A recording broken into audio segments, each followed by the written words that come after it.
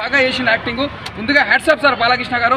నిజంగా చెప్తున్నా, ఇలాంటి క్యారెక్టర్ చేయాలంటే మీరే తప్ప ఎవరు చేయలేరు కూడా. డైలాగులు కానీ పంచ్ డైలాగులు కానీ ప్రతి దగ్గర మాత్రం మన హిందూ సాంప్రదాయం మాత్రం ఒక డిఫరెంట్గా పెట్టేసారు. నిజంగా చెప్తున్నా, సినిమా పెద్ద బ్లాక్ బస్టర్. ముందుగా భయపడ్ల గారికి ఇది 4వ సినిమా blockbuster. Simha Legend, Akhanda 2 ఇది మాత్రం సెన్సేషనల్ హిట్. ఇది పాన్ ఇండియా మూవీ కాబట్టి ఇంకా పెద్ద బ్లాక్ బస్టర్.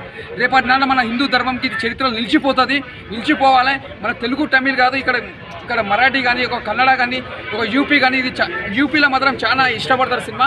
మెయిన్గా ఏమంటే కుంభమేళలో ఆ సీన్ తీయాలంటే చాలా గట్స్ ఉండాలి.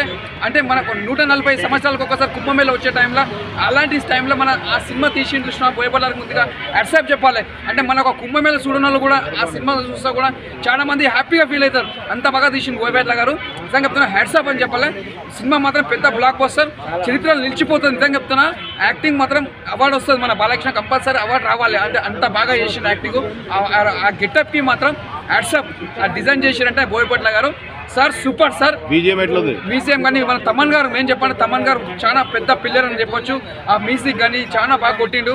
అసలు ఎక్కడ కూడా బోరింగ్ లేదు. విలన్స్ కూడా యాక్టింగ్ చాలా బాగుంది. నిజంగా చెప్పాలంటే సినిమా ఇది ఒక పెద్ద బ్లాక్ బస్టర్.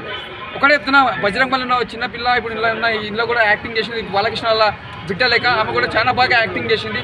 చాలా బాగా చేసిన ఆమె కూడా. సినిమా మాత్రం నిజంగా చెప్తున్నా, రాసి పెట్టుకోండి, చరిత్ర నిలిచిపోతుంది. జై బాలయ్య, జై బాలయ్య, జై బాలయ్య.